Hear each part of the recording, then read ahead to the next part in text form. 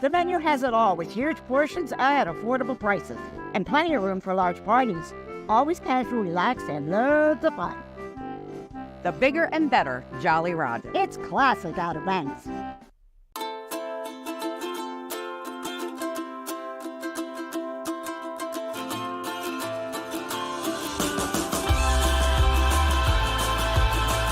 Whether you're here for a week or one long weekend, explore nature surrounded by the ocean and beside the ones you love.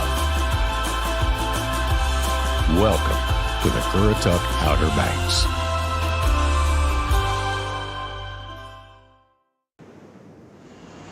Yo, what's up?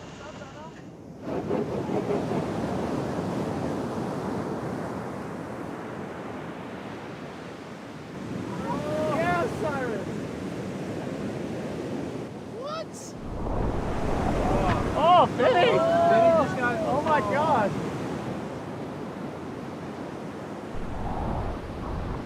There's more to the story at rawobx.com.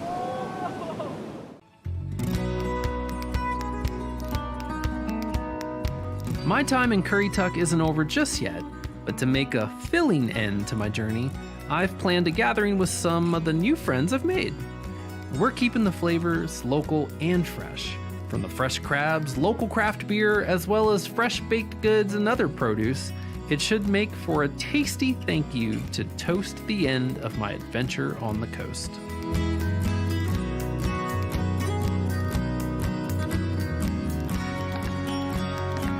That looks awesome. And it's fresh. It is still warm.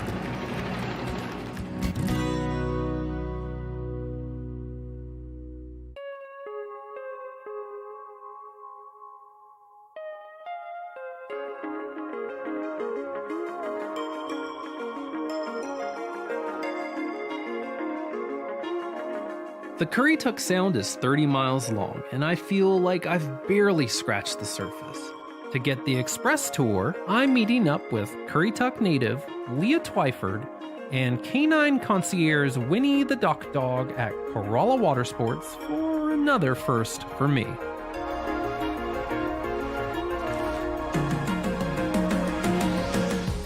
Cool. We sorted? That one yours? That one's mine. That one? Okay, okay. Oh gosh. Ready? Follow me.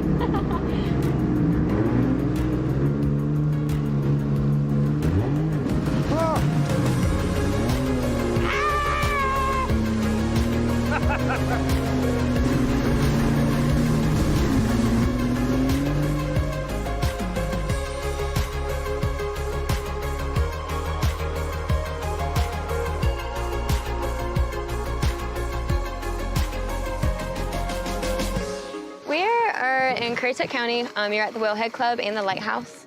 Basically what the Whalehead Club is a historical house. A man built it for his wife when she wasn't allowed into one of the hunt clubs. And stories have been told that it's haunted. I myself I haven't witnessed anything. You haven't seen any of the ghosts? No, I've heard about them, that's about it. Yeah, in the Lighthouse, 214 steps. Climbed it when I was in 4th grade. Went there on a field trip. But it's really beautiful. Very blessed to grow up in a place like this, for sure. Absolutely. Where can we get it? You want to go to Monkey Island? Let's go to Monkey Island. Cool. Monkey Island. Monkey Island.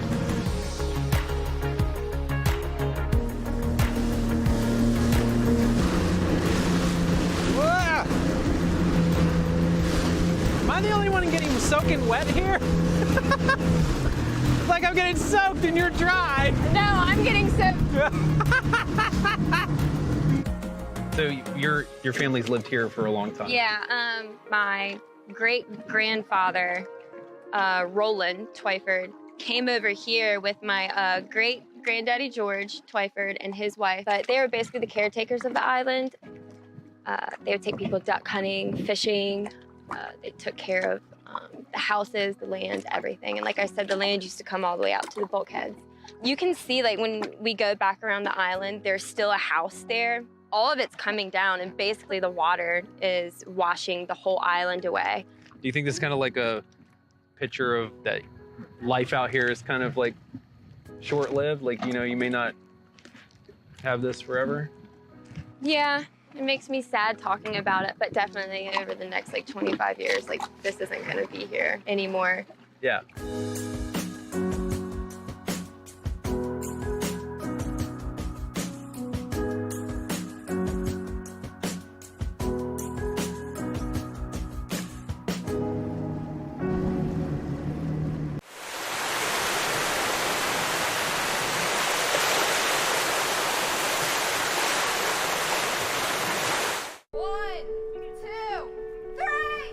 I think the Outer Banks is unique. When we come down here, we can just relax. When we were kids, we'd spend as much of the summer here as we could.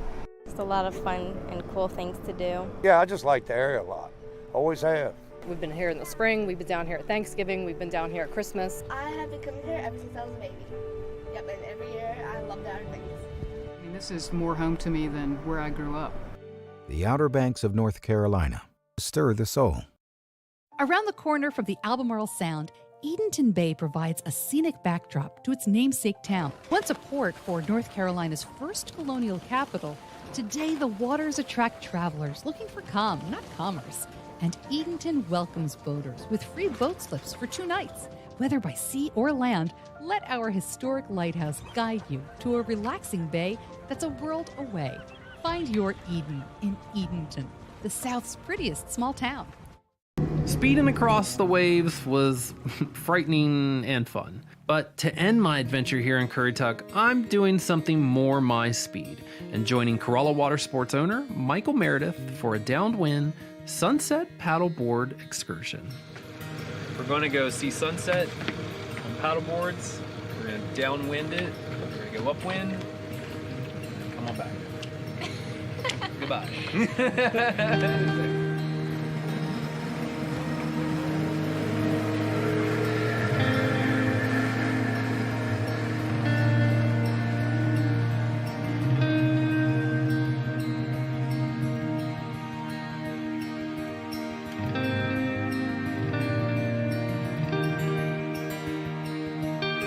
See, I know how to use one of these. That jet ski thing? Yeah. I was pretty sure it was gonna kill me a few times. Did good though. So your dad started a water sports company out here? Yeah, well, we started one at Sandbridge when I was 6 years old, and then we came down here in the late 80s. I think it was 89. And that just kind of turned into Corolla Water Sports? Yep, that's it, yep. My family pioneered it. I was lucky enough to be a part of it. Right. A lot of the bulk of our business is the motor sports, the jet skis, the boat, pontoon boats and stuff like that, but the paddle sports are, especially stand-up paddleboarding, has taken off a lot recently. And it's cool to come up here in these marshes and stuff because most people don't see this side of it. So no one's hunting in this right now? No, not really. It's all in the wintertime. Okay. The ospreys nest in it in the spring and summer. You can see them sitting up on there. Yeah, I see them. Are they gonna buzz us if we get too close? They might get a little upset. Yeah, there he goes. So you know we're coming? Oh yeah, he was talking to you. I don't speak osprey. I don't either, but I think he said turn around. Man, that's a pretty sunset. Isn't it? It really is. That's really pretty, daggone. It's all about moments, man. All about moments.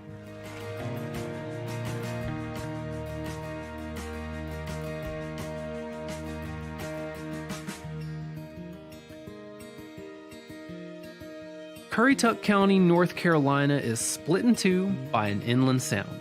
And yeah, the mainland and its barrier islands are connected by a labyrinth of waterways, a handful of bridges, and 2 main highways. But it's more than that. It's a gathering place. It's a place where people connect. Maybe you drifted south across the state line and never looked back. Maybe you were born amongst Currituck's abundance of nature and could never imagine living anywhere else. Or maybe the serene ocean breeze drew you in and you just call it home for now, until the winds of life blow you on to your next journey. It's the moments you share from sunrise over the Atlantic to sundown over the Sound.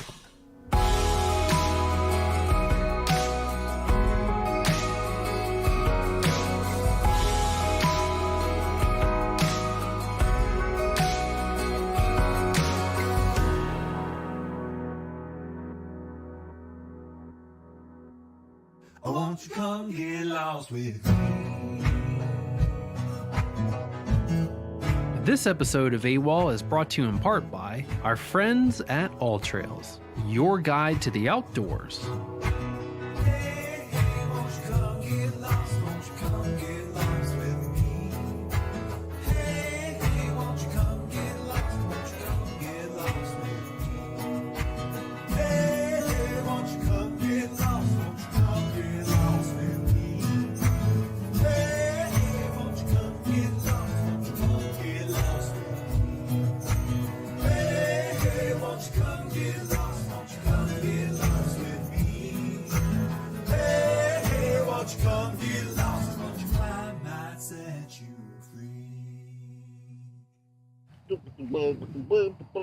Hey, hey, won't you come get lost? Won't you come get lost with me? Hey, hey, won't you come get lost? Won't you come get lost with me?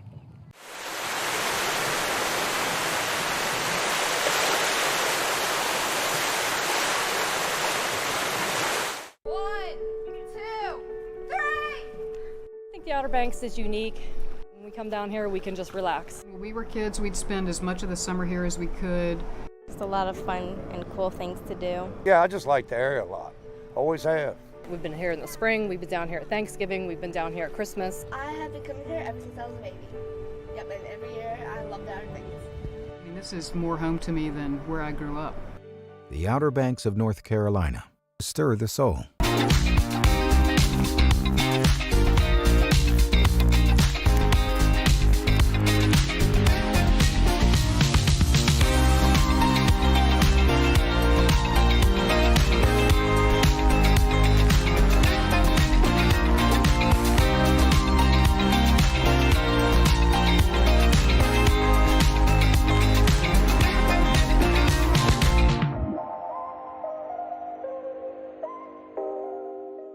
Oh, Santa here again for the Christmas shop and general store.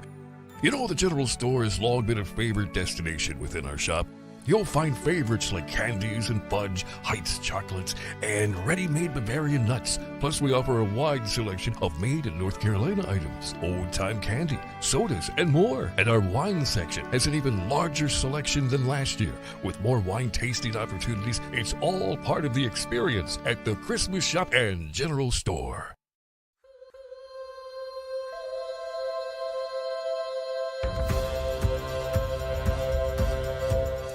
Officially known as the Land of Beginnings, Dare County, North Carolina has become home to many firsts over the course of the past several centuries.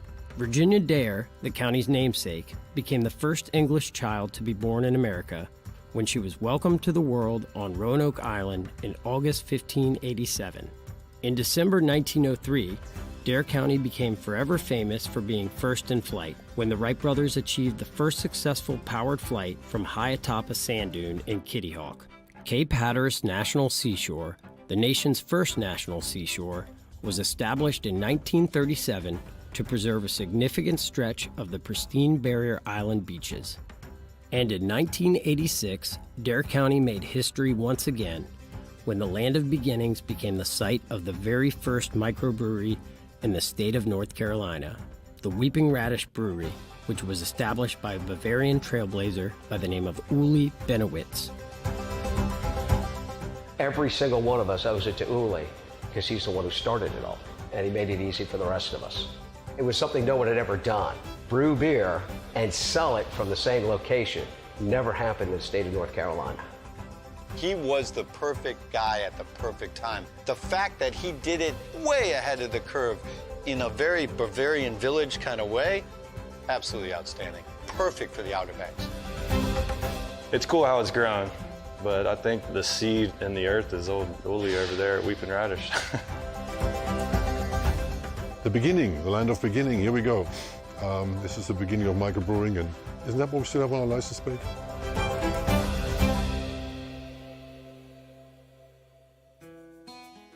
I came to America in 1980, came from Germany. In 1985, my brother called me one day and said, a friend of mine has a brewery, I can sell it to you cheap, and you can make real beer in America. I actually got up with Eddie Green from the Christmas shop. I met with ABC in Raleigh, and they were very nice and listened to what we want to do down here. And they said, wow, this is a great idea, never heard of it, but we hate to tell you this, but it's illegal. Before I left the commission with a very sad face, the chairman of the commission said, why don't you go ahead and change the law, and we'll help you do it. At that time, Manteo was well represented politically in Raleigh. We had Mark Basnight in his first years in the Senate. Mark said, whatever, if you want to do it, we'll get it through. In less than 6 months, we had a bill allowing brew pubs to come to the state of North Carolina, which was a fabulous process. On July 4th, '86 is when it all happened. Now everybody knows microbrewed beer, it's no big deal. Thanks to his efforts to break down the legislative barrier that blocked a craft beer industry from beginning on the Outer Banks, Benowitz not only paved the way for his own successful business, he ultimately made it possible for several other entrepreneurs to follow in his footsteps and build the craft brewing industry that is booming both in Dare County and throughout the entire Tar Heel state today. And now it's just, it just keeps on growing, keeps on booming. And never would have happened if it wasn't for Uli. He really paved the way. Weeping Radish was #1 in 1986 in North Carolina. We opened up in 2001, 15 years later, and we were 17, you know?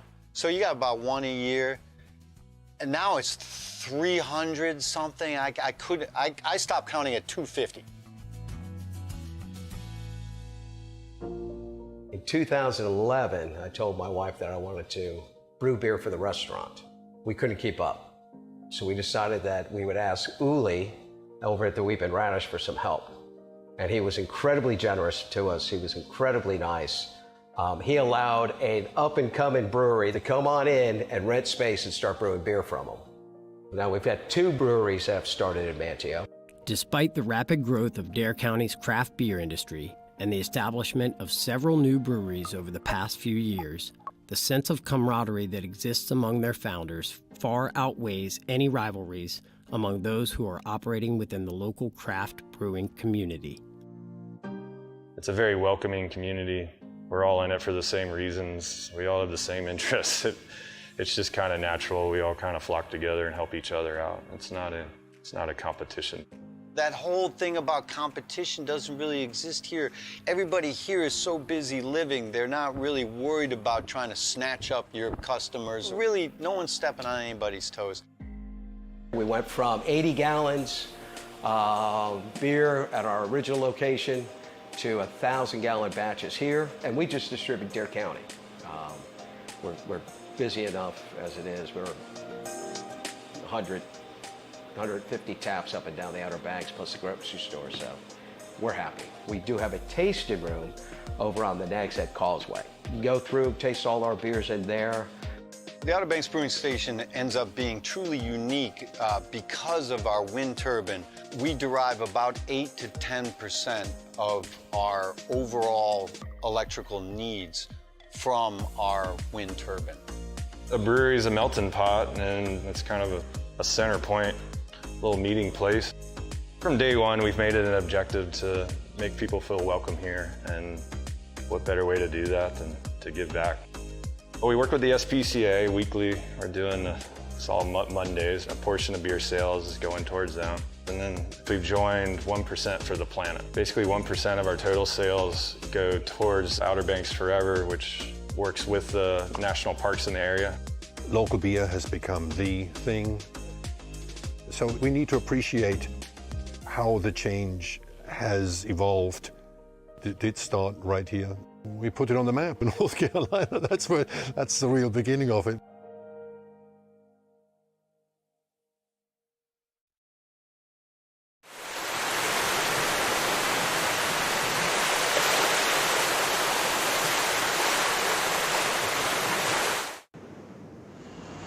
Yo, what's up?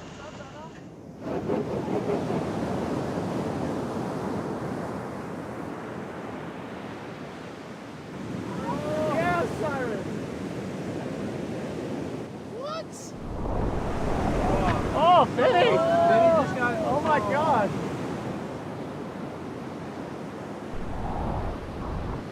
There's more to the story at rawobx.com. Hi, this is Joey the Wine Guy, located in the general store of the Christmas Shop at General Store, located in Manteo, North Carolina, right here on historic Roanoke Island. Join me daily from 11 to 5 for free wine tastings here at the general store, where you can try it before you buy it. Be sure and try our featured German Christmas wine, just the thing to get you in the Christmas spirit all year long. And don't forget to ask me about special pricing on 6 and 12 bottle cases. Whether you're looking for a Chardonnay, a Cabernet, or your favorite Merlot, we've got it here at the Christmas Shop at General Store.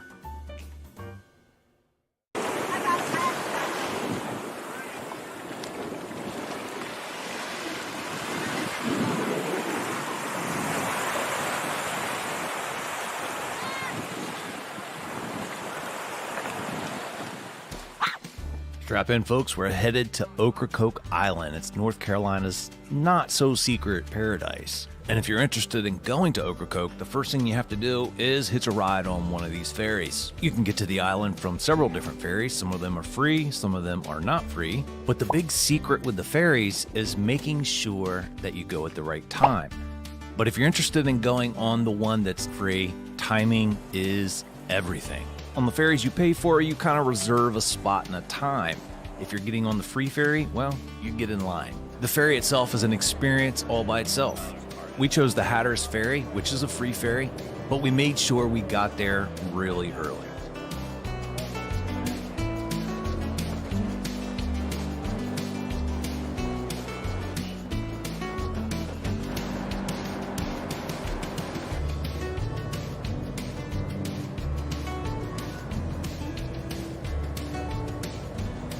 However, when we got off the ferry, it was a whole different story. You could see all the people that were lining up to get on the ferry and get off the island. It was just car after car after car. It was insane. So trust me, timing is everything when using the free ferry, whether it's going to the island or getting off the island.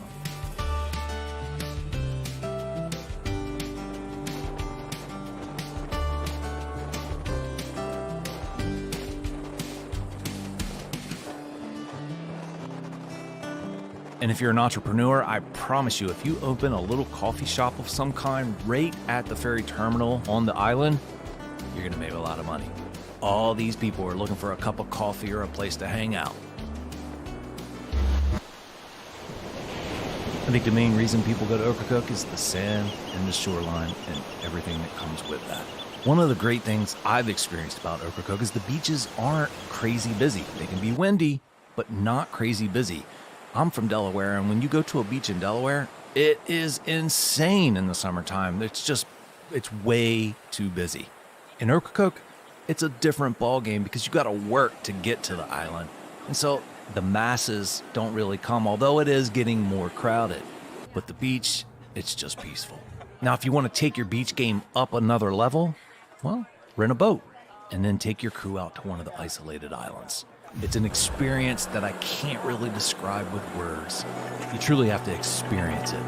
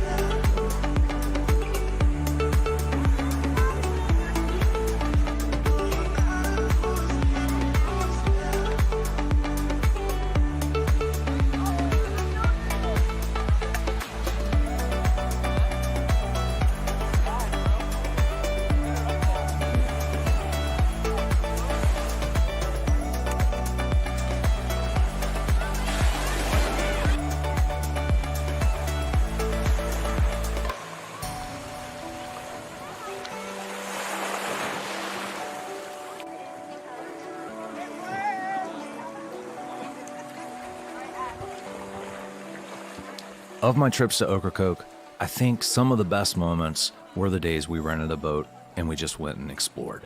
Had no real schedule, no set time, just go out into the ocean and see what you can find. Now, being from Delaware, I'm very fortunate in that we have our own ocean and our own bays, and we have our own sandbars. And truth be told, that's one of the more popular things to do in the summertime, especially for locals in the Delaware area.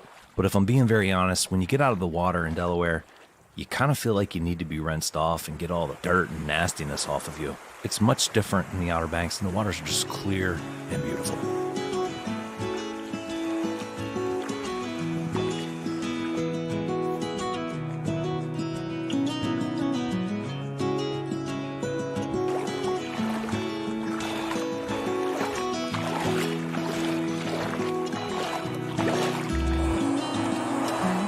The island just has this wonderful vibe. There's a lot of historic charm. It's a quaint area, and there's some pretty famous places that you have to go if you ever make it to Ocracoke, like Howard's Pub. If you're into books, there's books to be read. For the artsy folks out there, you got Deepwater Pottery and Craft Gallery. And if you need to get your caffeine or sweet fix, Ocracoke Coffee Company is mandatory. But let's talk a little bit more about the historic side, specifically in regards to pirates. There's a beautiful part of Ocracoke called Springer's Point. It's like stepping into a different world.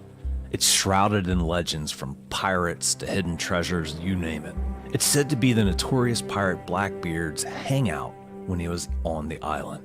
There's ghost stories about how the pirates can be seen hanging in their hammocks on the trees that line the edge of the beach. There's just this air of mystery that kind of hangs over the place.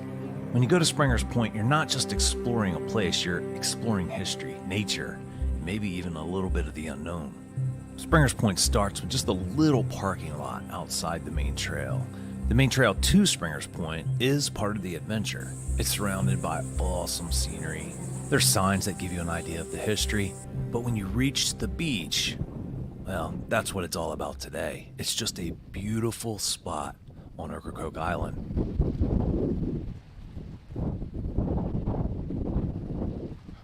Back to my YouTube channel. Thanks for 2 subscribers. If you visit Ocracoke in the summertime, there's going to be people parasailing. They say the view up there is amazing. Our kids this year wanted to verify, so we booked them a trip, and up they went.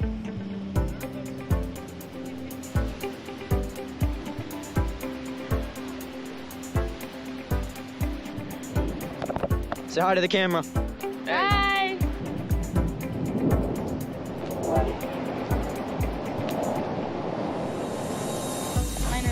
Oh my gosh. Woo! So many bug bites.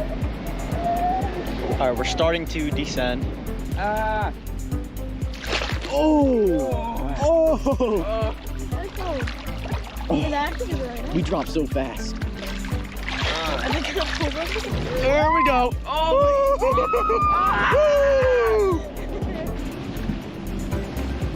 The wind is drying me off fast.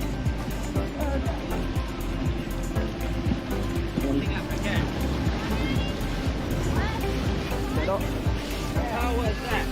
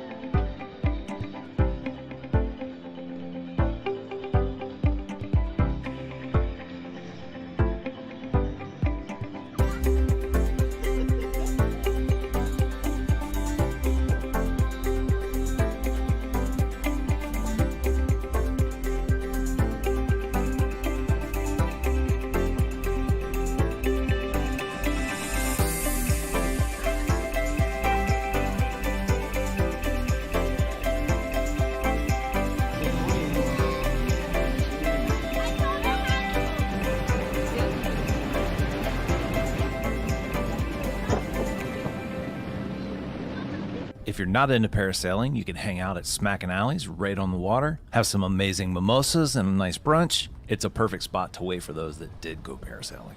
Ocracoke has a fig festival that happens in early August, and we just happen to be there at the right time. You can go and listen to some live local music, buy some knickknacks or some souvenirs from the vendors, and have some baked goods that are all centered around Ocracoke's famous figs. You can get your very own fig tree from one of the vendors there at the festival. I think the festival embodies what Ocracoke is all about, and it's truly just a wonderful experience. I hope you guys enjoyed the video. I'd appreciate it if you share the video. It helps me reach more people and grow the channel and bring you more content just like this. Have a great day, and I can't wait to see you on the next video.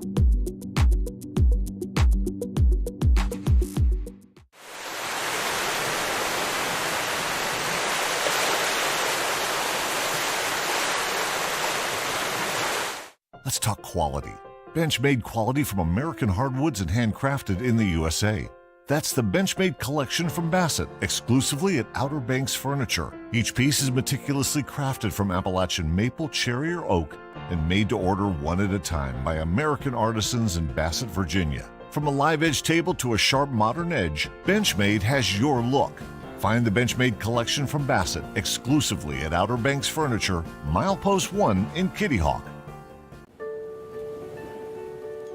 What lies beneath the surface? The waters of the Outer Banks share their secrets, one cast at a time.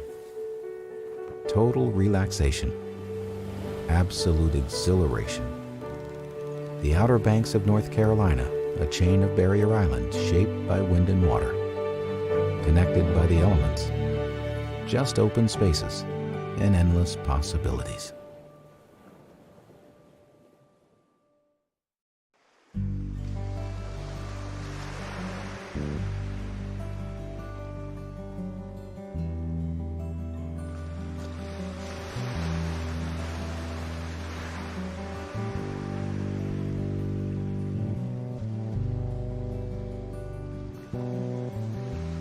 My hope is that people can always experience the awe of the sea, finding peace in its majesty and the unceasing rhythm of its waves. It's a forever hope for a forever place.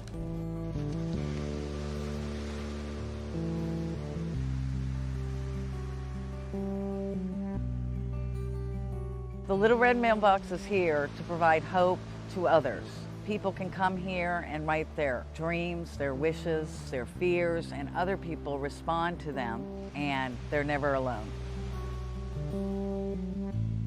The idea of the Little Red Mailbox came about last July 19, 2014.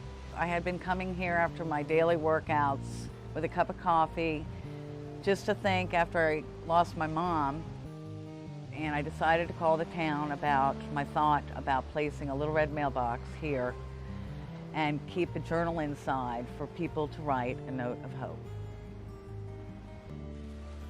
The sign artist actually drew a picture and made a card of the Little Red Mailbox, and Sue asked us if we could have it transferred into a sign, and with the artist's permission, I had a local sign maker develop the sign for us. On June 8, 2015, the sign was presented to the Board of Commissioners for their approval, and Sue Goodrich was there with the artist, and everybody approved. At first, people didn't know how this would work, and so far it has worked beautifully. People come here on a daily basis to write notes, sit at the bench, and enjoy the ocean. The Little Red Mailbox is another great example of what makes Cordova Hills special. Special people, residents, citizens that come up with really unique ideas to give people the flavor of our town. And this mailbox, where you can leave messages of hope or inspiration, is just a great testament to the people that are here in our town. We have so many different types of notes. People that have been married here, a couple that just found out they were pregnant. I believe this red mailbox is making people actually come together through writing and feeling less alone in this world.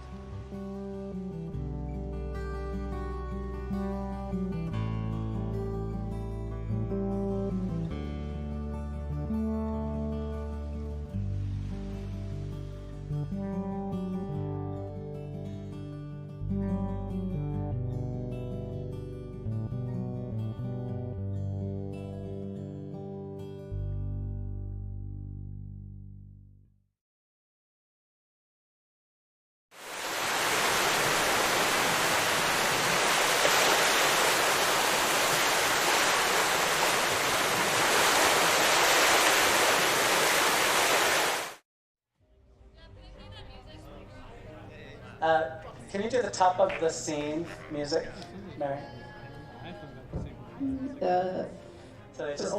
I'm happy to be here. I'm so honored to be a part of the legacy that is The Lost Colony. I'm a director and choreographer from New York City.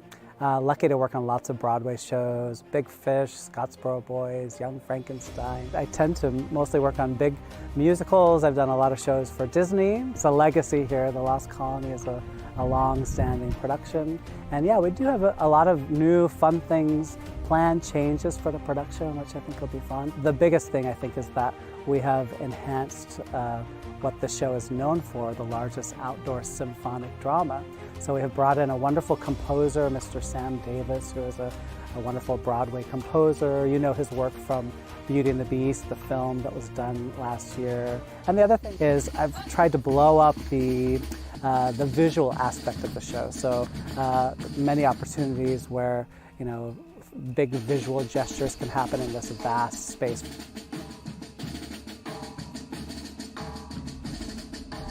It's really a bringing to life of this real-life mystery. The first colonists that came over to Roanoke, and they landed here. They left a group of people here.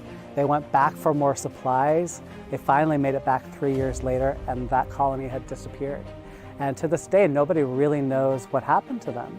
And so The Lost Colony is the retelling of that story. Well, what I'd like to try is go up a little tighter. Well, this is the 84th season of The Lost Colony, and as you can imagine, in 84 years, many things change. You know, audience expectation is different than it was 84 years ago. As a result, you know, the reimagination of the show right now really keeps that in mind. You know, we're making sure that we deliver this wonderful mystery to today's audience. And let's try this idea, guys. I've really made a very strong effort to be authentic to time period, to casting choices. We throw, we turn, we shoot, bang. Great. So everything that I've designed and directed is really geared to honoring this legacy that's here, but telling it in a brand new and interesting way, so that audiences, when they come, they really get the real experience, as real as it possibly can be, and at the same time, they get a wonderful evening of entertainment.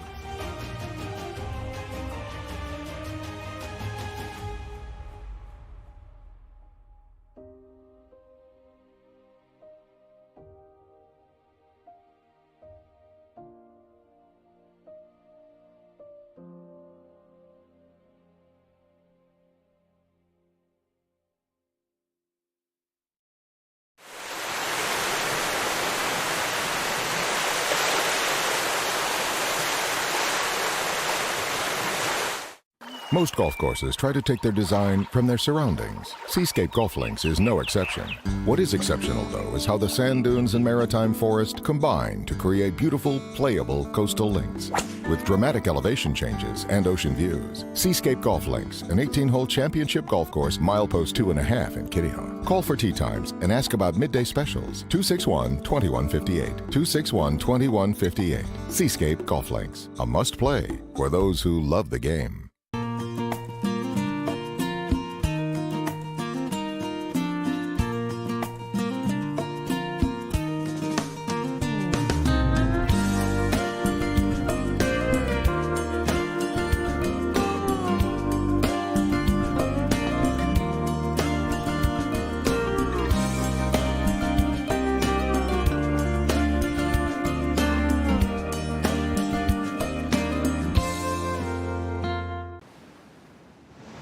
Tide's starting to come in now. What's up, guys? Looks like you found a good spot for us.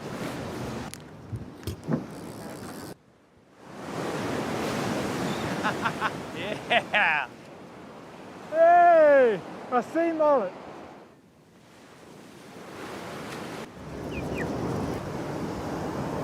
There's more to the story at rawobx.com.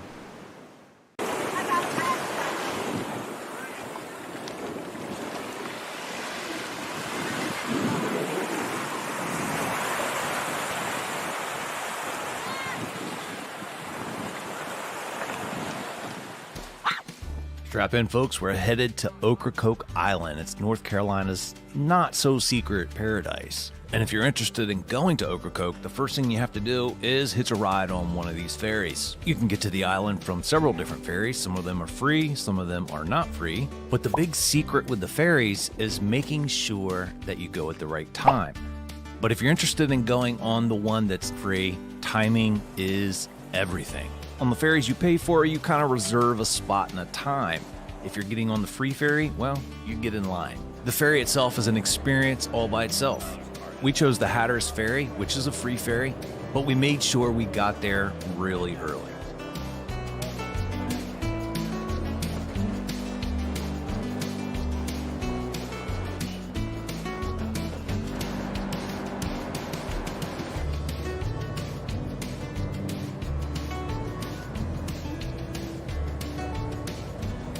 However, when we got off the ferry, it was a whole different story. You could see all the people that were lining up to get on the ferry and get off the island. It was just car after car after car. It was insane. So trust me, timing is everything when using the free ferry, whether it's going to the island or getting off the island.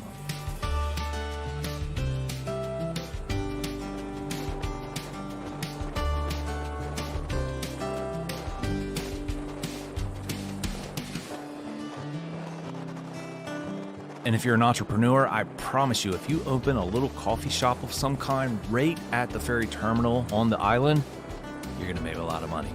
All these people are looking for a cup of coffee or a place to hang out. I think the main reason people go to Ocracoke is the sand and the shoreline and everything that comes with that.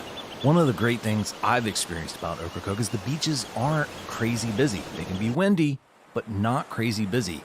I'm from Delaware, and when you go to a beach in Delaware, it is insane in the summertime. It's way too busy. In Ocracoke, it's a different ballgame because you got to work to get to the island. And so the masses don't really come, although it is getting more crowded. But the beach, it's just peaceful. Now, if you want to take your beach game up another level, well, rent a boat and then take your crew out to one of the isolated islands. It's an experience that I can't really describe with words. You truly have to experience it.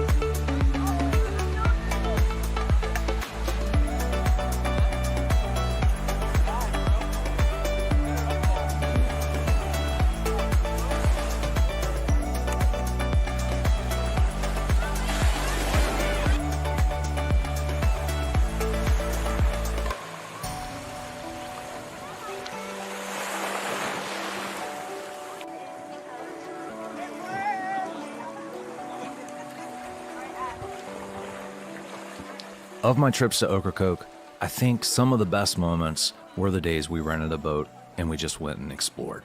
Had no real schedule, no set time, just go out into the ocean and see what you can find. Now, being from Delaware, I'm very fortunate in that we have our own ocean and our own bays and we have our own sandbars. And truth be told, that's one of the more popular things to do in the summertime, especially for locals in the Delaware area. But if I'm being very honest, when you get out of the water in Delaware, you kind of feel like you need to be rinsed off and get all the dirt and nastiness off of you. It's much different in the Outer Banks, and the waters are just clear and beautiful.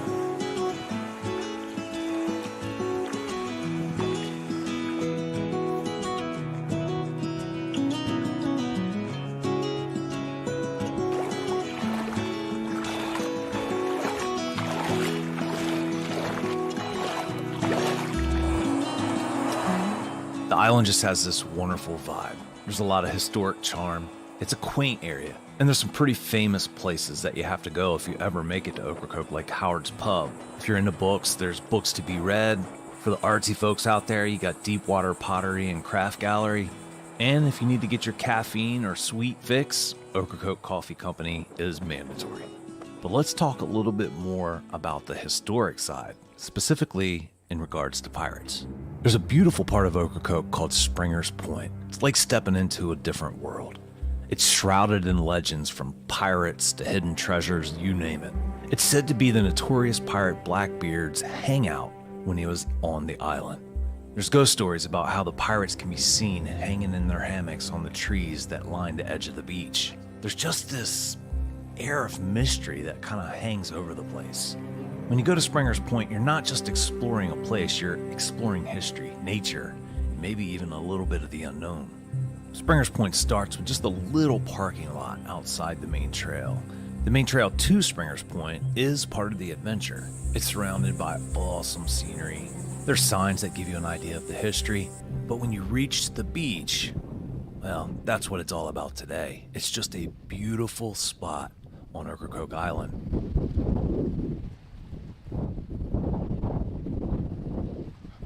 That's my YouTube channel. Thanks for 2 subscribers. If you visit Ocracoke in the summertime, there's going to be people parasailing. They say the view up there is amazing. Our kids this year wanted to verify, so we booked them a trip, and up they went.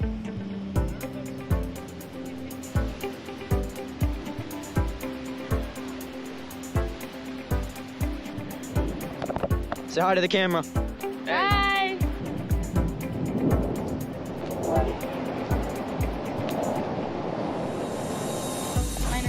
Oh my gosh. Woo! So many bug bites. All right, we're starting to descend. Ah!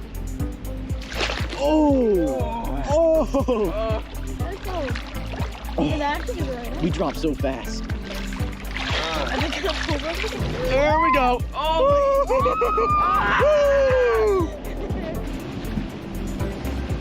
The wind's drying me off fast.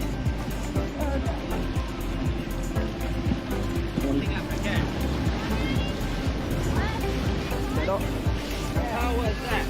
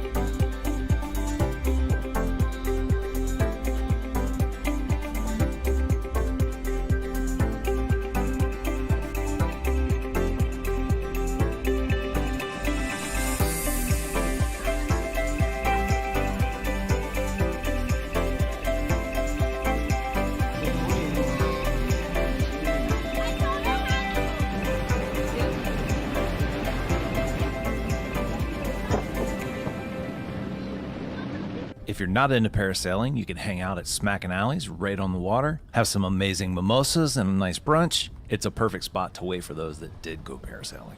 Ocracoke has a fig festival that happens in early August, and we just happen to be there at the right time. You can go and listen to some live local music, buy some knickknacks or some souvenirs from the vendors, and have some baked goods that are all centered around Ocracoke's famous figs. You can get your very own fig tree from one of the vendors there at the festival.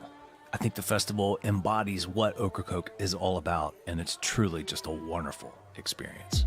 I hope you guys enjoyed the video. I'd appreciate it if you share the video. It helps me reach more people and grow the channel and bring you more content just like this. Have a great day, and I can't wait to see you on the next video.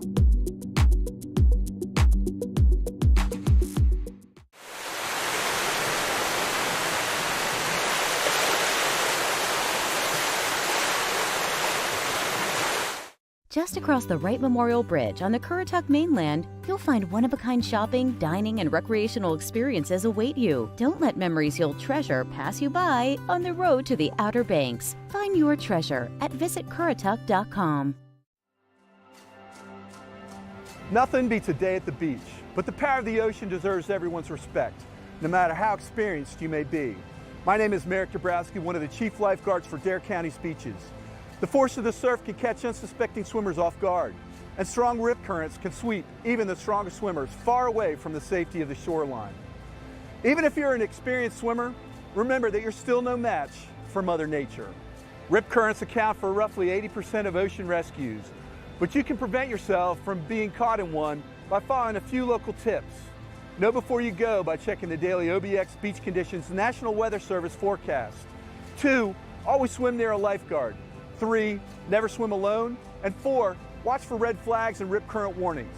And if you see another swimmer in distress, notify a lifeguard and call 911. And if you ever feel compelled to assist a family member in distress, be sure to have a flotation device with you. Make sure your Outer Banks vacation is a memorable one for all the right reasons. We want you, your family, and friends to go home safely. Live like a local. Love the beach, respect the ocean.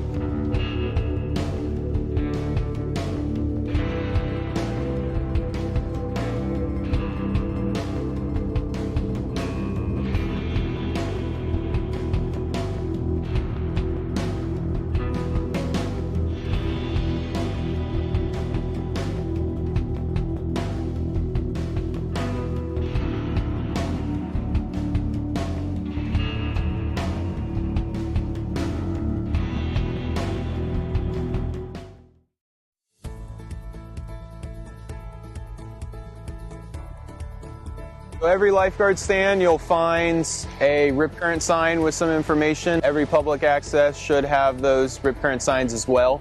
Rip currents account for about 80% of our rescues, and we can see approximately 200 to 300 rescues due to rip currents every season. A rip current is a long, narrow, strong current of water flowing out to sea. So basically, as water comes in and waves come in, those waves are going to break on the shallow sandbars, and you're going to see them white cap and that water moving in. All that water and all that energy coming in has to make its way back out. So it's going to find these deep pockets, these breaks in the sandbar where all that water can collect and funnel back out. So you might see it's deeper, it's a darker discolor. You might see foam pulling back out, and it'll kind of look like a river flowing back out to sea when it's strong. A big thing we can say is talk to your lifeguard, ask them where the rip currents are that day, let them show you where they are, how you spot them, and then having flotation is one of the biggest things. Always kind of have something with you out when you're in the ocean that you can float on. A boogie board, a life vest, a surfboard, anything that could float you if you find yourself in trouble. Yeah, so if you find yourself in a rip current, biggest thing is don't panic. A lot of rescues become worse when people start to panic. They try to fight the current back in and they overexhaust themselves. So back to flotation, that's the biggest thing we try to harp on, having something you can float on, and you could sit out there as long as you need until we can come help you out of it. A lot of new studies are showing that rip currents often cycle people back in. So you might find yourself drift out of that rip and be able to catch a wave back in, or you might find it cycle you back to a shallow spot where you can walk on in. And then the other thing we've always used to say is swim parallel to shore. So if you swim laterally parallel along the shore, you can find yourself to one of those shallower sandbars where you can swim or walk in and you're not fighting that rip current.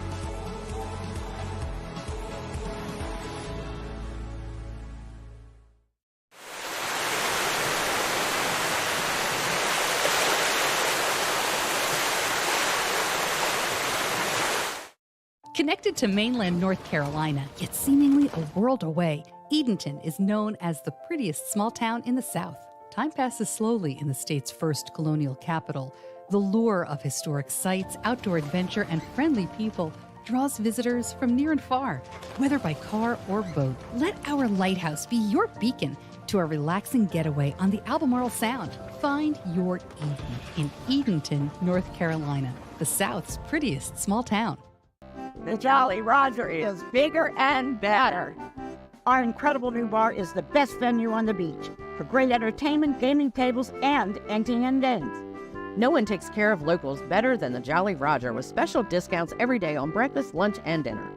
The menu has it all with huge portions at affordable prices and plenty of room for large parties. Always casual, relaxed, and loads of fun. The bigger and better Jolly Roger. It's classic Outer Banks. Welcome to Jeanette's Pier, the family fishing spot on the Outer Banks. Make memories for a lifetime while reeling in the catch of the day. From bottom fishing for spot and croaker to jigging for bluefish and Spanish mackerel, experience the thrill of catching a fish from this 1,000-foot-long concrete ocean fishing pier located at milepost 16.5 in Nags Head. Have fun in the sun while fishing with your friends and family. Surf, sun, fish, and fun. Experience it all at Jeanette's Pier, where fishing is catching. Capacity to explore a passion while learning from the greatest to ever do it. Reliability to make those who are far away feel like they never left. Speeds for fueling moments of discovery while sparking curiosity. It's not just internet, it's a gateway to opportunities you never even knew existed. Ripple Fiber, multiplying potential for you, your family, and the community. The water is what brought us here. It's our way of life, our playground. The water is what keeps us coming back. Find your calm at visitcurrituck.com.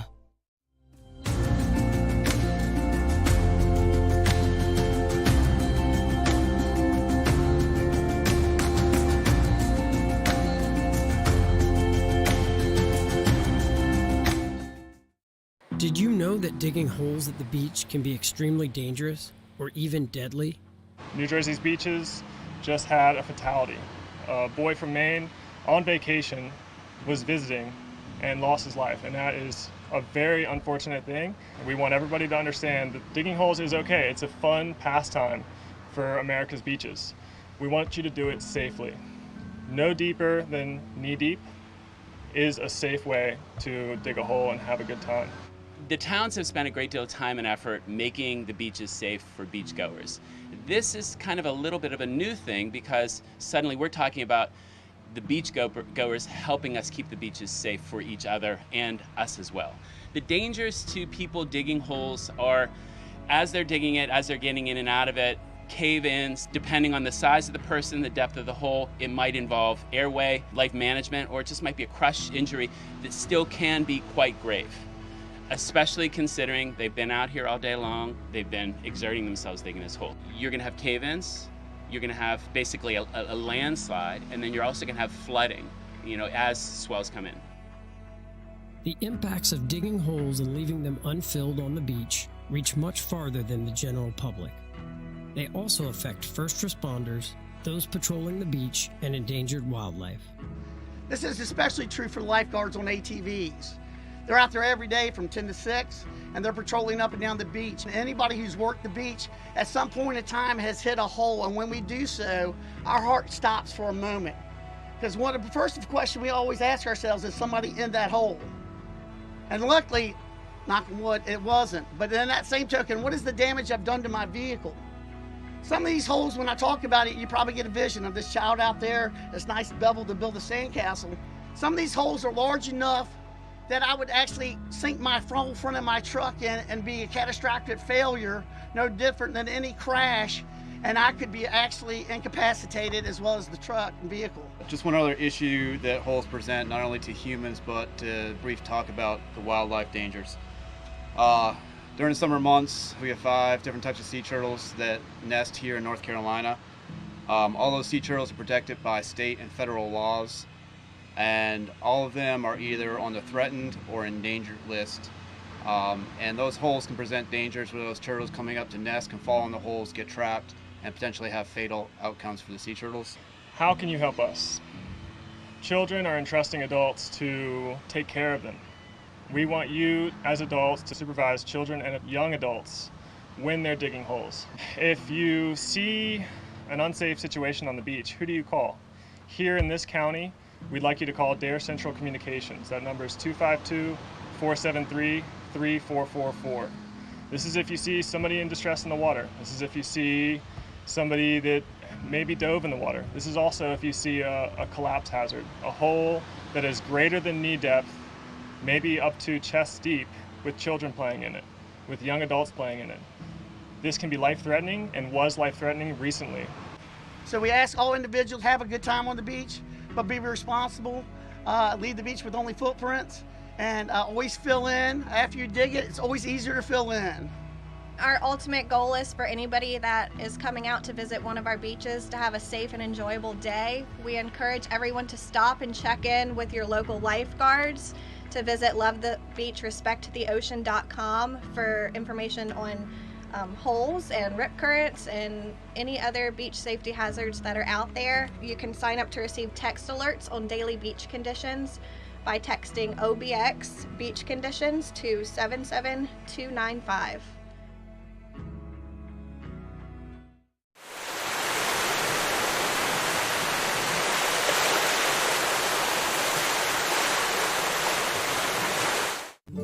Do we mark time by what comes before and after? Or is it this moment and what we do with it that truly matters? The Outer Banks of North Carolina starts every day with an open invitation to explore, to pursue unknown outcomes, and challenge curiosities, to stir the soul with open spaces and endless possibilities.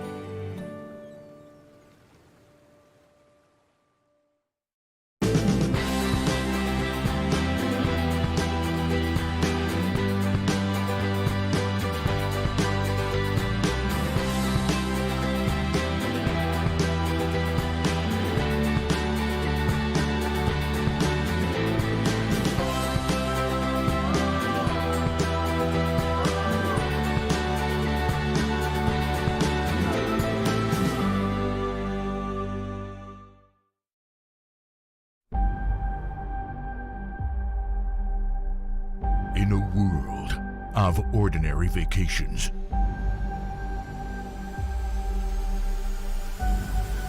live the extraordinary.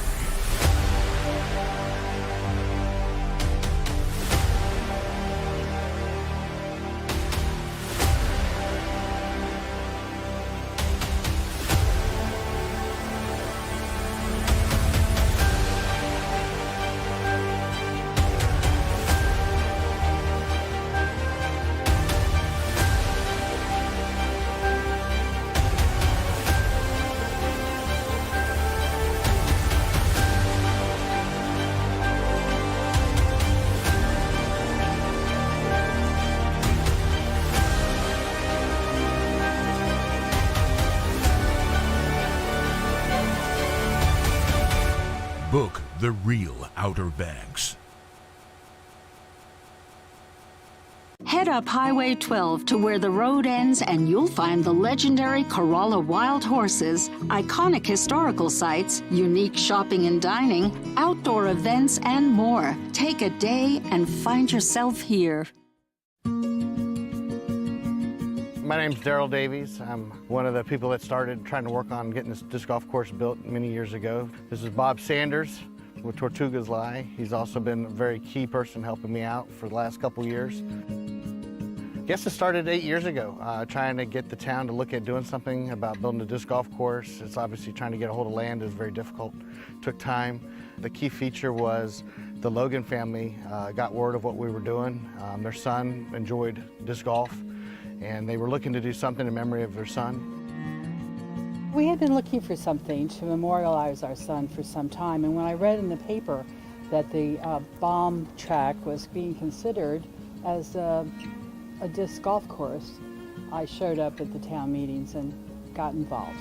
Our son was like to think out of the box and do certain things that were maybe out of the ordinary a little bit, and disc golf appealed to him in his later teen years and early adult years. So something like this course is going to be a great memory for him. So we're glad the town was able to put it all together, and particularly Darrell Davies, who was basically responsible for most of the coordinating all the volunteer work, putting all these benches together, getting the signs made, and it looks like a great course, a great opportunity to romp through the woods here and enjoy, an hour's worth of fun. They stepped up and said, hey, we'd be interested in help get this kicked off, and with their donation, and that's when the ball really got rolling.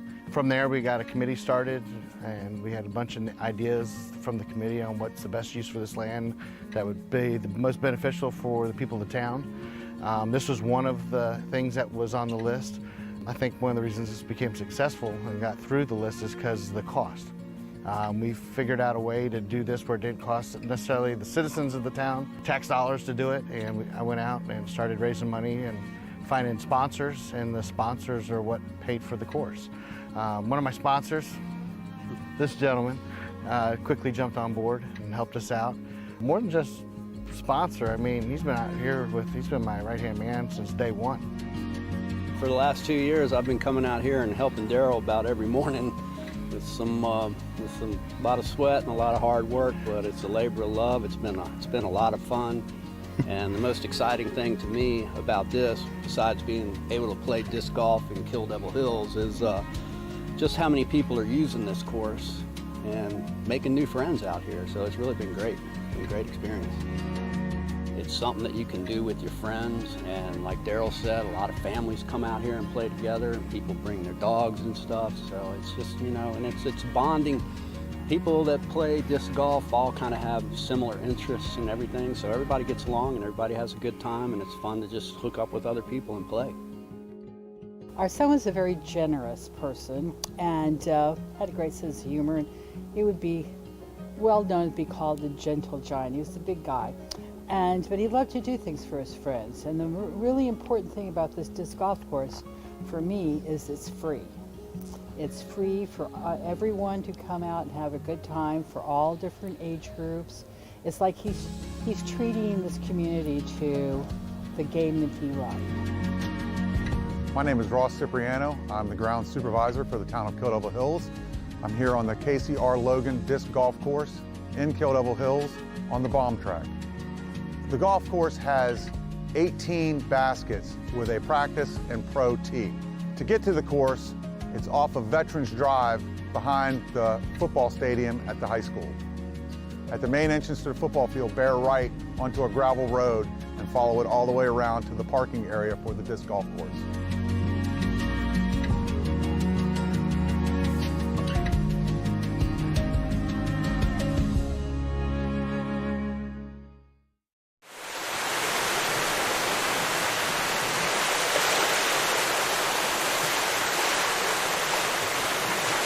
My name is John Carter. I'm from Kitty Hawk, North Carolina.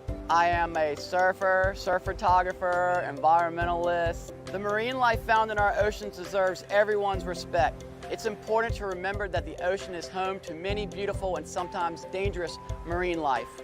Dangerous interactions with such marine life can be easily prevented with a few local tips. Always swim near a lifeguard.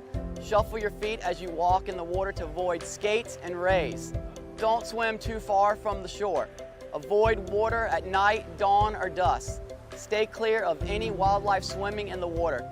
Avoid waters being fished and those with schools of bait fishes. Diving seabirds are a good indicator of such activities. Live like a local, love the beach, and respect the ocean. Text OBX Beach Conditions to 77295 to sign up for daily beach forecast and condition reports. For terms of service and privacy policy, visit obxalerts.com.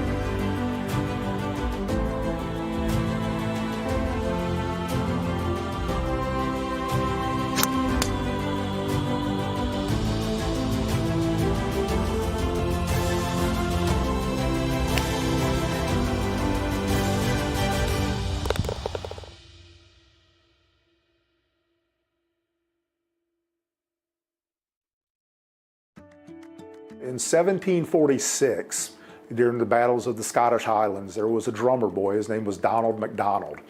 And during a battle, Donald MacDonald was shot through and through in the shoulder with an arrow. He was sent, behind the lines to heal up. And when he was healed up, he was placed with his drum on a ship for the New World. That ship ran aground and sank off Rodanthe. And he used that drum as a flotation device to float to get himself ashore. He was found by the Payne family here in Rodanthe and spent the rest of his life right down the road. When we switched to the Gregorian calendar, it changed Christmas from the first Saturday after the New Year to December 25th. Rodanthe is one of the few places in the world where they still celebrated Christmas on the first Saturday after the New Year. We now call it Old Christmas. We do a whole big celebration. The drum is basically pulled out for posterity's sake. They used to take it over there actually up until like the 50s, and they actually played it, but it got so old that now nobody wants to beat it with a stick or do anything else to it. But we do bring it out, show it to folks, and talk to the kids about it and tell them about it so that they won't forget that important history.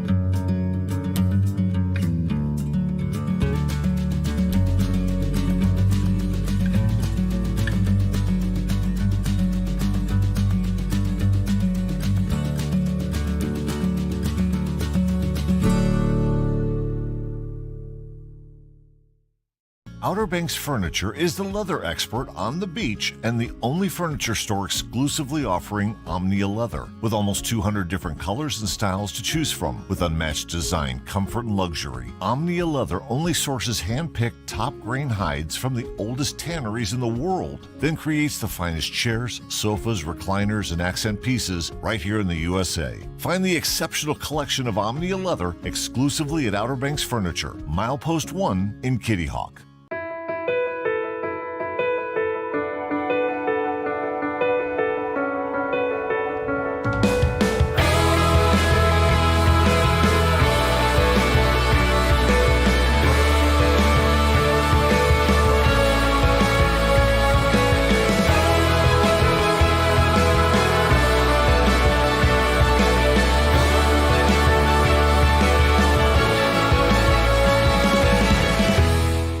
Discover the Dovetail Collection by Vaughn Bassett exclusively at Outer Banks Furniture. Made in the Virginia mountains using solid American white oak, Dovetail wood joinery dates back thousands of years. The collection is designed for those who appreciate the natural look of reclaimed wood with its cracks, knots, and bold grain patterns. Each piece is available in 3 finishes and is meticulously crafted for exceptional strength to give you long-lasting beauty. Find the Dovetail Collection from Vaughn Bassett exclusively at Outer Banks Furniture, Milepost 1 in Kitty Hawk. Treasure memories in Corolla Outer Banks. Go to CorollaNC.com.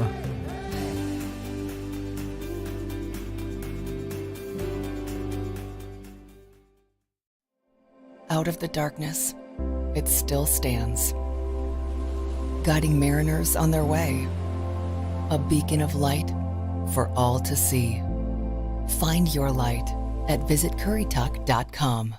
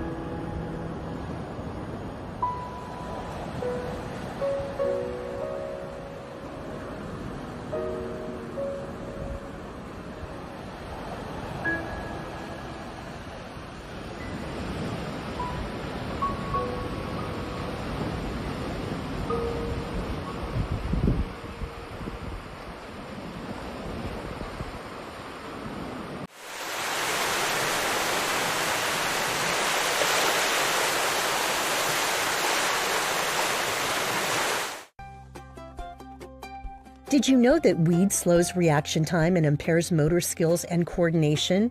Weed also disrupts learning and problem-solving skills. Whether you're a basketball player, surfer, skater, or student with other life goals, Outer Banks Hope Coalition reminds you to live life in focus. Don't let weed blur your dreams.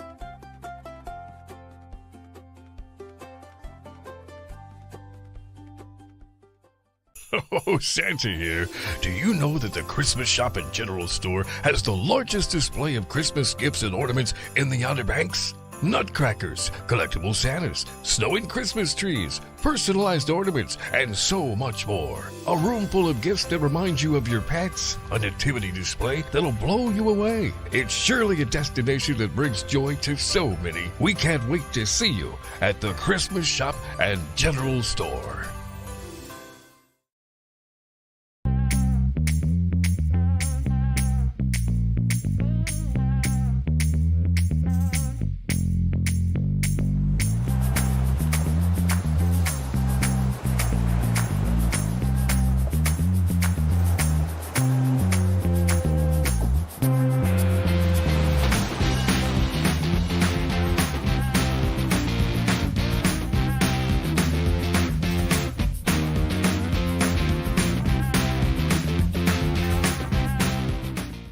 Oh, hello, Santa here at the Christmas Shop and General Store. Our elves have been busy again with all kinds of new rooms full of ornaments and gifts, like Whoville, the wondering world of Harry Potter, a new coastal room full of everything coastal like shells and glass ball ornaments, and a new room dedicated to everything Outer Banks, so you can take some of our magic back home with you. You have to come see it for yourself. 25,000 square feet of Christmas magic. Nothing beats a day at the beach, but the power of the ocean deserves everyone's respect, no matter how experienced you may be. My name is Merrick Dabrowski, one of the chief lifeguards for Dare County's beaches. The force of the surf can catch unsuspecting swimmers off guard, and strong rip currents can sweep even the strongest swimmers far away from the safety of the shoreline. Even if you're an experienced swimmer, remember that you're still no match for Mother Nature. Rip currents account for roughly 80% of ocean rescues, but you can prevent yourself from being caught in one by following a few local tips. Know before you go by checking the daily OBX Beach Conditions National Weather Service forecast. 2, always swim near a lifeguard. 3, never swim alone. And 4, watch for red flags and rip current warnings. And if you see another swimmer in distress, notify a lifeguard and call 911. And if you ever feel compelled to assist a family member in distress, be sure to have a flotation device with you. Make sure your Outer Banks vacation is a memorable one for all the right reasons. We want you, your family, and friends to go home safely. Live like a local. Love the beach, respect the ocean.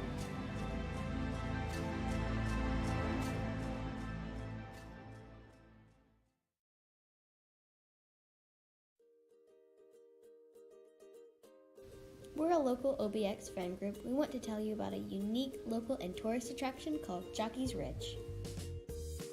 My favorite place on Jockey's Ridge is probably in the woods. It has a lot of fun places to be. You can play hide and seek with your friends. You can see a lot of different types of wildlife. You can climb trees. It's really fun.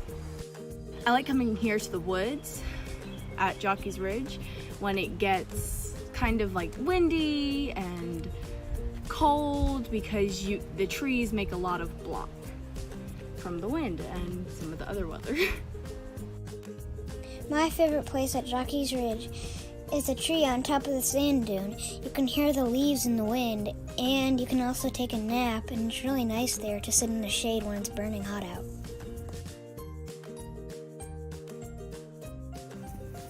You can see the ocean and the sound at the top.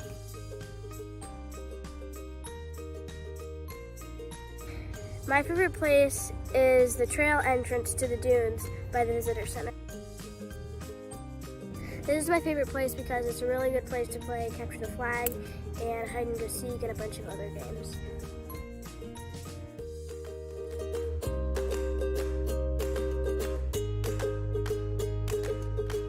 Favorite seasons to come is spring and fall, but any time is a really good time to come.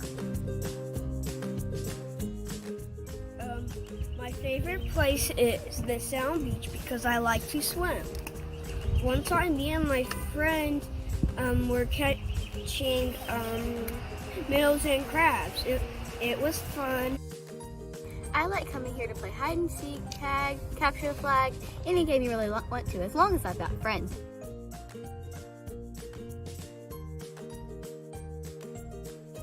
Favorite place is some small sand dunes near the entrance to the Sound Beach access.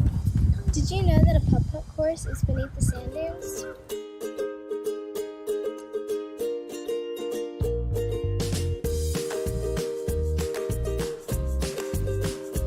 There are 3 different accesses to different parts of Jockey's Ridge.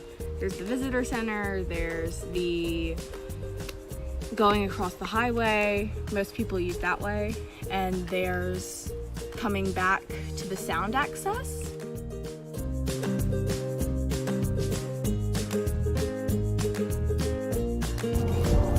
As you can see here is a controlled burn that the park rangers have created because there was so much pine straw that if lightning struck, it would burn.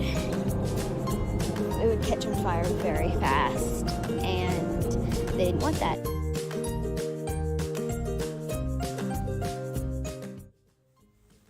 Don't leave trash in the park. Bring a trash bag so you can bring out everything you brought in. A lot of people just put like trash out on the beach or of the sound access and different places, and it's bad for the animals. Make sure you bring bug spray because coming in the summer with mosquitoes, you can get a lot of mosquito bites. If the sand burns your hand, it's gonna burn your dog's paws too. Be careful.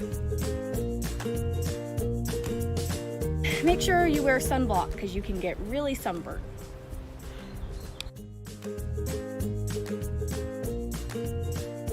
In the summer, you hydrate. Drink a lot of water or juice or Gatorade, but mostly water.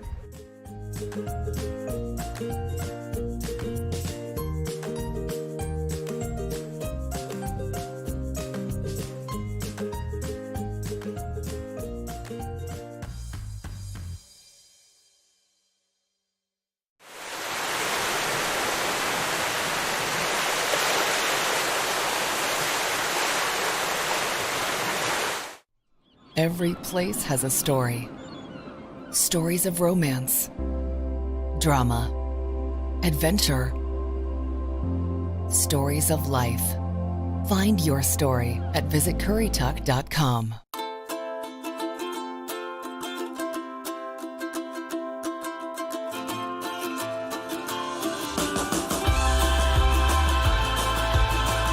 Whether you're here for a week or one long weekend, explore nature surrounded by the ocean and beside the ones you love.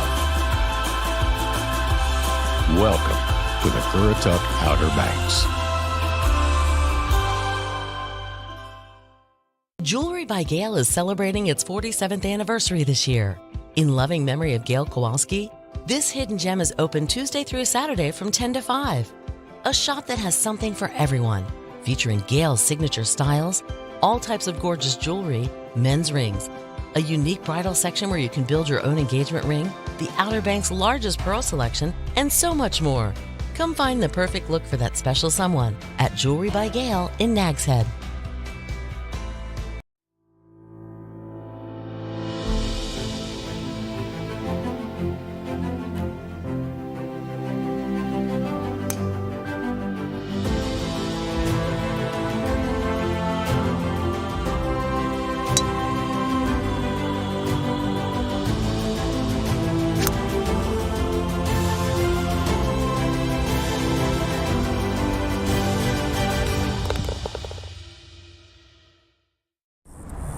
When you hear the word monument, what do you think of?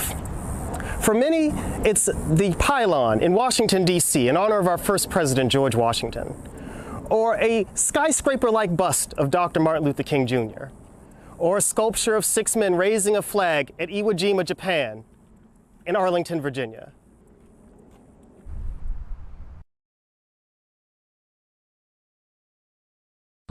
Greetings. My name is Adonis and I'm a seasonal ranger at the Wright Brothers National Memorial. And we're standing on top of what was a 27-acre moving sand dune, which now has been placed an everlasting memorial in honor of American brothers, Wilbur and Orville Wright, who pilgrimaged far from home to find their solution to powered flight. Talks for a permanent monument on the Outer Banks began slowly and spread through community efforts. Later, the call was heard by Congress and passed into law March 2nd of 1927 and signed by Calvin Coolidge to site a memorial on Outer Banks grounds of where the historic first 3 flights took place. There was much disagreement about the design and function of a monument here, but think of it. How would you go about honoring this kind of achievement? It was decided that a design competition would bring us the structure. 45 entries were submitted. In October of 1928, the design of Alfred Eason Poor was chosen. It is an engineering and architectural feat, a marvel for the ages, a beautiful blend of smooth and rigid lines, all these lines drawing the eyes up toward the heavens and the immense possibilities. The architectural firm Alfred and Poor was a famous architectural firm, and it would bring us an Art Deco and modern design that would fit the skylines of Chicago, Illinois, or New York City. When you first see the monument, you notice wings on each side. In getting a closer look, they are that of eagle wings, the noblest of birds, symbolizing elevation, swiftness, power, and fearless flight, synonymous with success. Massive in size, they help guide the eyes toward the heavens, further reinforcing the ideas of forward motion and the brothers' conquest of the air. From distance, it gives the pylon the impression of a large bird set to jump from the top of the former sand dune. The entire stone stands atop a concrete 5-pointed star base, like that of the Statue of Liberty's base, and represents the star emblem seen at military bases. At the base of the monument are doors that lead to a small room inside the pylon. They are of 8 panels and describe man's efforts to become airborne. A light was placed at the top of the monument to light the way for aviators. It's 1,000 watt and automatically lights 15 minutes after sunset and stays on to 15 minutes after sunrise. Light in the visible world is truth in the intellectual world, and in symbolism represents mind, beauty, truth, sun, civilization, and goodness. So what do you think? In looking at it, from what the other rangers have told you, do you think the monument fits? What catches your eye first? For me, what caught my eye was the inscription written along the side. It reads, "In commemoration of the conquest of the air by brothers Wilbur and Orville Wright, conceived by genius and achieved by dauntless resolution and unconquerable faith." We have honored with immortality sports heroes taken in the moment of their greatest triumph, military leaders set to look at their own prestige on horseback. We have honored libraries, street names, churches, and other facilities to give reference to the great victory and virtues, be it diligence, temperance, prudence, and courage. So think of it. What would you memorialize today? Would it be a pylon? Would it be a street name? Would it be in honor of your teacher or parent, a leader, or even a park ranger? Many things in which to consider when visiting the Wright Brothers National Memorial. We have a basic human need to feel connected to nature, to the idea of something bigger, to one another. The Outer Banks of North Carolina, a chain of barrier islands shaped by wind and water, connected by the elements, just open spaces, endless possibilities.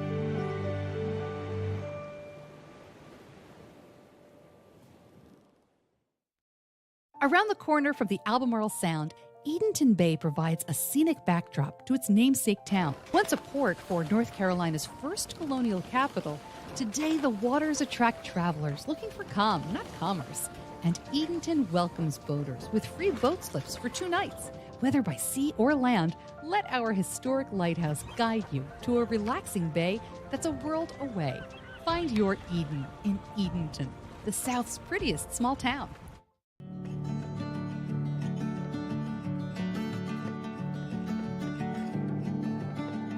Some people say the Outer Banks has the best fishing spots. Some people talk too much. The Outer Banks of North Carolina, conveniently located just beyond compare.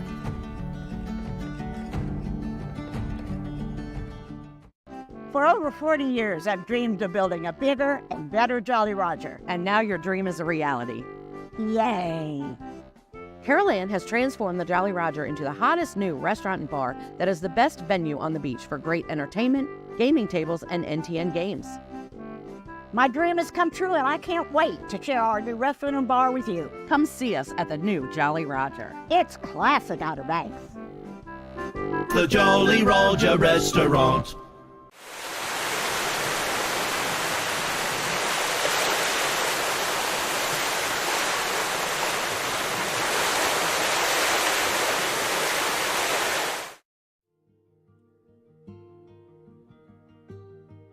If you came to Manteo and you got to meet Cora May, you're lucky, because the woman was up to date on everything, great fun, and ready to entertain.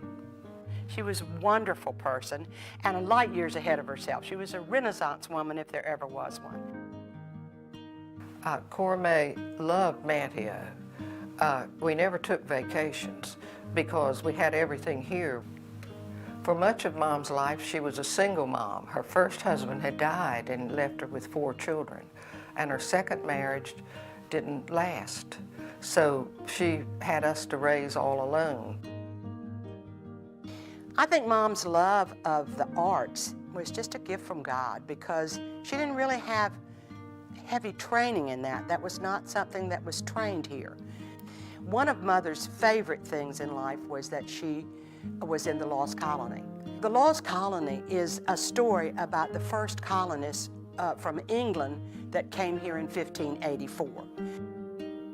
Cora May played Agona for 27 years, playing the same role longer than any other actress in American theater. Agona was a Native American that was here when the colonists came, and she became, and they feel she was a single lady, maybe widowed, or because she was a little older, and she fell in love with old Tom, the drunk, the town drunk that came with him. And that love just, it showed that thing of how blind love is. She just thought he was everything wonderful, and Mom just paid it to the hilt. When she looked and smiled and tilted her head and looked at him with those good blue eyes, you felt, this woman loves this man. Mom put everything she had in playing the role of Agona. I had seen many Agonas play when I was in it, and Mother was by far the best. If there ever was someone who worked against type, that was Mother. Mother had 2 husbands, and she was never a fonding person. She was never someone that just fell out over somebody. But she knew how to play it, and she could do it to the hilt, and she changed. It wasn't just a natural thing. She changed to be Agona, and it was wonderful. She changed her walk. She changed everything about herself. It was really a terrific performance. Her one line was tee-hee. She brought the house down with it every single night. Mom was the happiest person I ever knew. It didn't take much to make her happy. A good story, going to see a good friend. Mama was a woman's advocate. She really felt that women should be independent. Now, she never left the island much, but she really encouraged it for everyone else. And she maintained, well into her 60s, friends that were in their 20s, because she was so forward-thinking. was always up on public events, up on what we needed to do.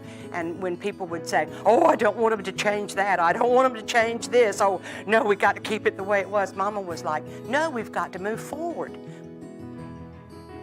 The town started to rename everything after the Lost Colony characters and places like Devon Street, and they wanted to name, and did name, her street right out here, Agona, after the character she played in the Lost Colony.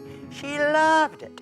And then some years later, when we were revitalizing downtown Manteo, and a bridge had to be built, Mark, her son, who by then was Senate Pro Tem of the state of North Carolina, was helping with the funding for this project. And he said, Mama, we're going to name the bridge after you. And Mom went, oh, no, no, don't name the bridge after me. I'm not important enough. I haven't done enough to have the bridge named after me. She got the bridge named after her, and it was her pride and joy.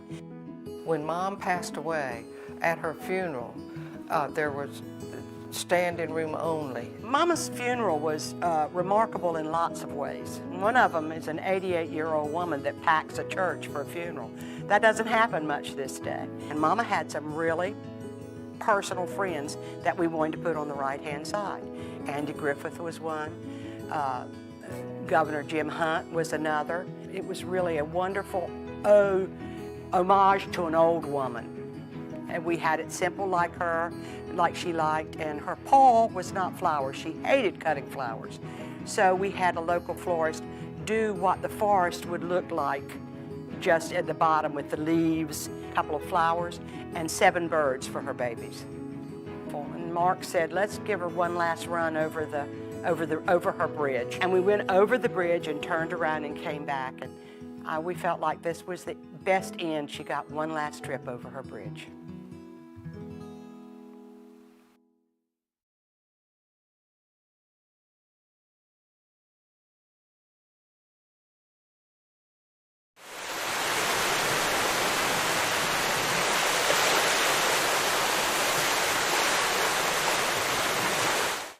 For over 40 years, I've dreamed of building a bigger and better Jolly Roger. And now your dream is a reality. Yay! Carol Ann has transformed the Jolly Roger into the hottest new restaurant and bar that is the best venue on the beach for great entertainment, gaming tables, and NTN games.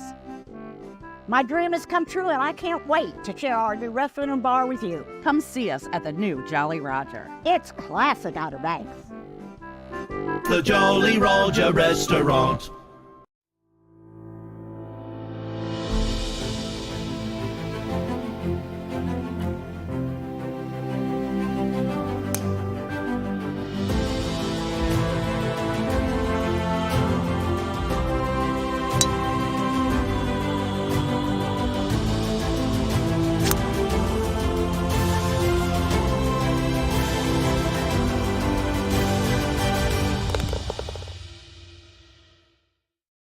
Capacity to explore a passion while learning from the greatest to ever do it.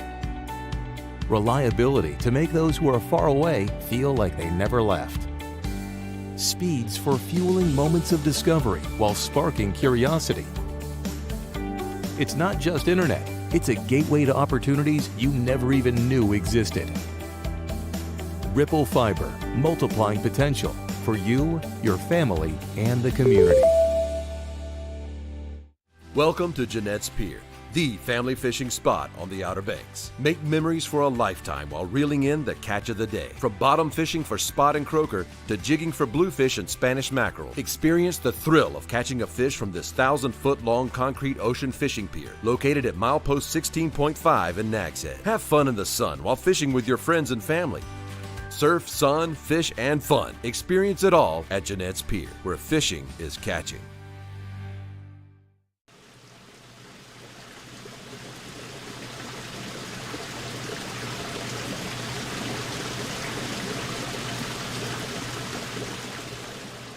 I get up 4:30 in the morning, I go out to the shelters. And I help take the soil crabs out. We're usually through by 6 o'clock. And I go back and